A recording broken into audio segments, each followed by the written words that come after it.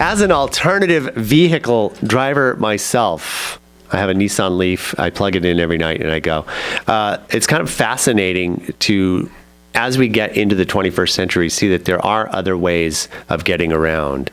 And here to talk about something coming up, the Rotary Club is actually sponsoring is Alternative Transportation Expo. Matthew Dickens. Good morning, Matt. Good morning. How you doing? Great. So this is something, and this is a little tidbit of history. Like one of the very first auto shows, 1900 or 1901, the most popular vehicle, mode of transportation, the one that everybody was all abuzz about, was actually steam power, not gasoline power. They were all pretty dangerous at that time. But it's interesting how, even though steam hadn't quite come back around in its form, although we have hydrogen that they're kind of working on. But it's fascinating that now we're in the 21st century and really thinking about other ways of getting around. That's right. And I want to talk a little bit about this event, the Alternative Transportation Expo. Give me a little bit of a rundown on this. Well, again, thank you for having me. I'm here to talk about the Santa Clarita Sunrise Rotary Club's Rotary Alternative Transportation Expo, also called the RAVE. Basically, on Sunday, April 17th, during the Earth Arbor Day Home and Garden Emergency Expo show, we're going to be having a car show to try to showcase vehicles that utilize non-traditional fuel sources, such as electric, hybrids, biofuels, and others. I might be surprised to see some folks ride up on their horses, but we're looking really for autos, trucks, bicycles, motorcycles, boats, personal craft, flying machines, or spaceships. Really? That really work off of alternative energy. This is a competitive show, so there will be awards for best in class, people's choice, and best show categories. Entrance cost is about $50, and we're looking for 50 entries. Okay, there you have it. All right, that's it. No, but this is fascinating. So let me ask you, what is?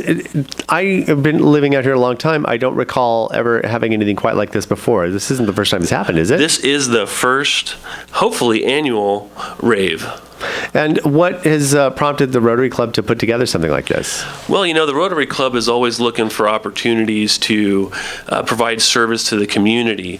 And what better way than to look at long-term energy savings, greenhouse gas emission reductions, and really promote new technologies than have an alternative vehicle exposition. There's so much technology out there today. We're no longer limited to traditional fossil fuel-based modes of transportation. So here we have an opportunity to kind of showcase some of those new technologies to a community in a changing world.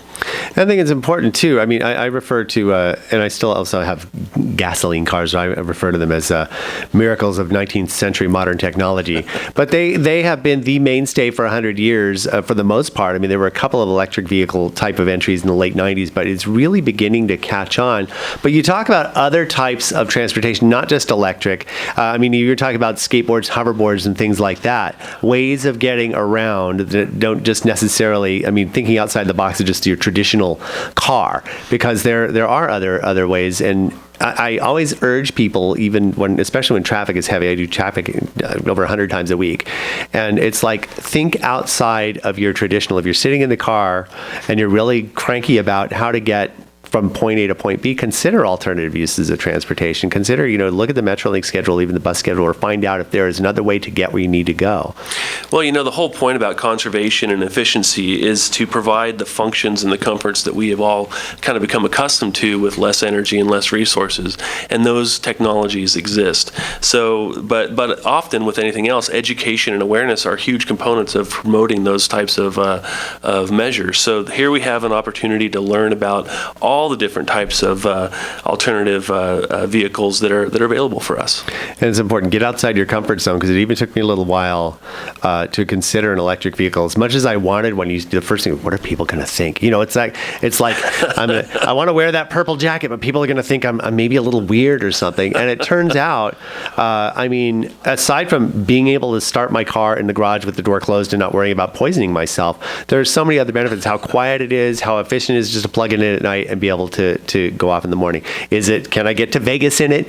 Not in one trip, but even still, I have other cars for that. But as far as what it's done from a comfort level, getting around town and getting to other places, I find it fascinating. And it's done a lot for me personally to just kind of, again, think outside the box. So this is an opportunity for anybody who just wants to see. And we're not asking you to change your whole lifestyle or ideology. Just come on down and check out the RAVE, the Rotary Alternative Transportation Expo. And when is that again? That is on Sunday, April 17th at Central Park. And that's going to be on day 2 of what happens to coincide with the 7th annual KHTS Home and Garden Show. And that will be there. So this is a really good opportunity. With so many things going on, I'm really excited about this because it is starting to become more of a thing with people deciding that whether or not gas prices are high or low, that there are other choices besides just gasoline-powered vehicles. Imagine driving a car that's been powered by sunlight. I love it.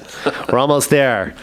Almost. And then hydrogen and things like that coming up in a few years. But even still, like you said, I think you've mentioned skateboards and other things like that. We did. So that's exciting. I'm excited. I think this is going to be a great event. So again, this is going to be Sunday as part of, it's the Arbor Day celebration, but also the KHTS 7th Annual KHTS Home and Garden Show at Central Park. And if you have questions about it, if you're curious about it, or if you have you want to share your stories about your alternative vehicle, come on down. Matt Dickens, thanks so much for stopping by. Can I pay my water bill with you? Thanks for having me. Thanks for stopping by.